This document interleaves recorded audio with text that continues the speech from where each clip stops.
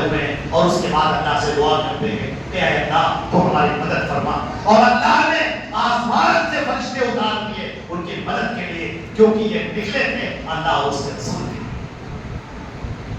ارے کیا قربانی ہے. ایک مرتبہ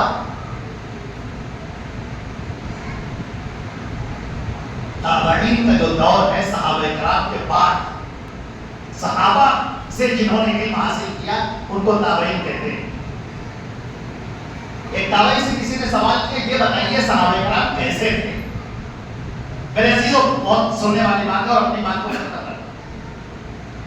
ایک تابعی سے سوال کیا جاتا ہے کہ آپ نے, آپ کی مبارک نگاہوں نے حضرت صحابہ کرام کا دیدار کیا ہے, ذرا بتاؤ صحابہ کرام کے بارے میں کچھ بتائیے. تو وہ کہنے لگے کہ سنو, صحابہ اگر تم صحابہ کو دیکھ لیتے, اگر تم صحابہ کو دیکھ لیتے تو ان کو مجنون سمجھتے, پاگل سمجھتے, اور اگر وہ تم کو دیکھ لیتے تو کھلم کھلا منافق سمجھتے.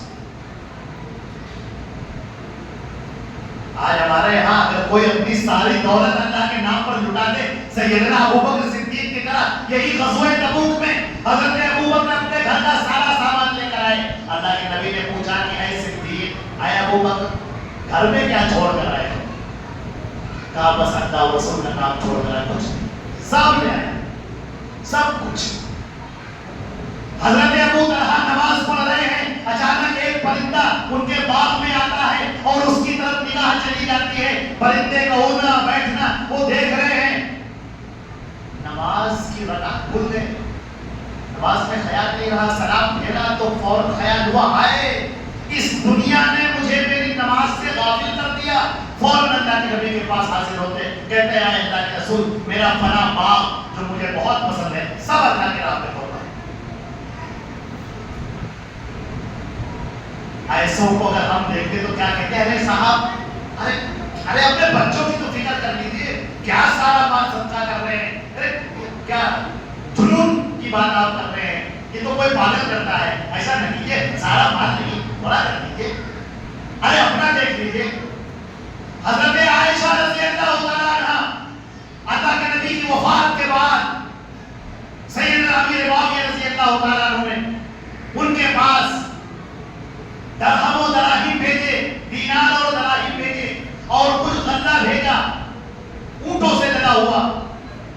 ام المومنین حضرت عائشہ صدیقہ رضی اللہ تعالیٰ عنہ کے پاس جیسے ہی وہ پہنچا, انہوں نے اپنی باندھی کو بلایا اور کہا یہ لے جاؤ فلاں کو, تو پورا سب تقسیم, یہ فلاں کو دے آؤ, یہ فلاں کو دے آؤ, یہ فلاں کو دے آؤ, سب تقسیم ہو گیا.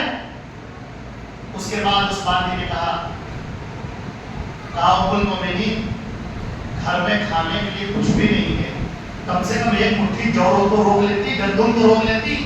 تو انہوں نے کہا رہے اللہ کے راہ میں سب قربان کرو, اللہ پہ کرنے والا ہے, اللہ رزق دینے والا ہے سب سے.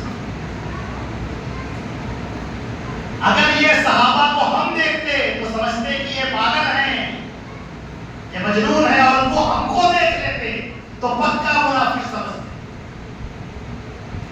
لرزہ دینے والی بات ہے یہ, کیا عالم ہے ہمارا, کہاں کھڑے ہیں ہم. ہمیں تو اللہ کے سامنے جھکنا بھی نہیں آتا, ہم تو اپنی مشکلات, اپنی پریشانیاں اللہ کے سامنے سجدے میں سر رکھ کے مانگنا بھی نہیں جانتے.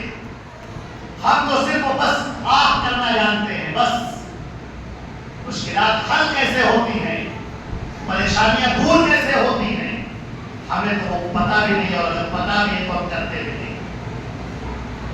ایک روایت سنا کے اپنی بات کو ختم کرتا ہوں میں. اللہ کے نبی نے فرمایا کل قیامت کا جب دن ہوگا, سورج سوا نیزے پر ہوگا, سب سورج کی دھوپ میں, تپش میں, پسینے میں ڈوبے ہوئے ہوں گے. 7 لوگ ایسے ہوں گے جن کو اللہ اپنے عرش کے سائے میں جلا دے گا, اللہ کے سائے کے علاوہ کوئی سایہ نہ ہوگا. ان میں سے ایک شخص وہ جس نے اللہ کو تنہائی میں یاد کیا اور اس کی آنکھوں سے آنسو گئے. اللہ تعالیٰ کو ان آنسوں کی بڑی قدر ہے. اگر تم نے اللہ کو یاد کیا اللہ رب العزت تمہیں اپنے عرش کے سائے میں رکھے گا جس دن کوئی سایہ نہ ہوگا.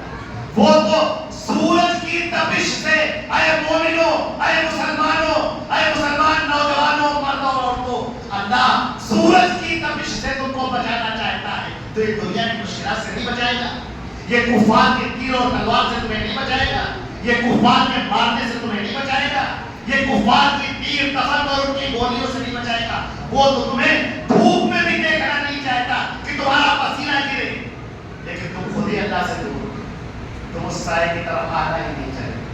جس نبی کو اللہ نے نعمت قرار دیا، جس نبی کو اللہ نے صراط مستقیم قرار دیا، جس نبی کو اللہ نے رحمت للعالمین قرار دیا، اے مسلمانوں تم اپنے نبی سے دور ہو، تم خود ہی دور ہو گئے اپنے نبی سے، تو کیسے رحمتیں تم تک آئیں گی؟ جیسے بارش ہو رہی ہو اور کہیں شیلٹر ہے، سائبان ہے، کوئی گیا اور اس کے نیچے کھڑا ہو گیا، اب وہ بارش سے بچ گیا. اللہ کے نبی یہ سائبان ہیں، یہ شیلٹر ہیں، یہ دین اسلام، یہ دین اور شریعت، یہ سائبان ہے، یہ ہماری حفاظت ہے. ہم اس کے نیچے نہیں کھڑے ہیں اس لیے پریشان ہیں. ہم اپنے نبی سے دور ہیں، ہم اللہ سے دور، اس کے رسول سے دور، طریقہ صحابہ سے دور، دین اسلام سے دور. اس لیے یہ تیزاب کی بارش ہو رہی ہے، یہ ایسڈ کی بارش ہو رہی ہے ہمارے اوپر. بدن گلے جا رہے ہیں، بدن زخمی ہو رہے ہیں، دل زخمی ہو رہے ہیں، آدمی پریشان ہے، صبح بھی پریشان، شام کو بھی پریشان. لیکن اسے پتہ نہیں ہے کہ تم اس سائے میں آ جاؤ، اللہ تعالیٰ تمہارے لیے سعادتیں لکھ دے گا، برکتیں اتار دے گا، رحمتیں نازل کر دے گا. تمہاری مدد کے لیے اللہ اپنے فرشتوں کو اتار دے گا. اے اللہ تو اپنے فضل و کرم سے ہم سب کو معاف فرما. اے اللہ ہماری بخشش فرما، ہمارے گناہوں کو معاف فرما.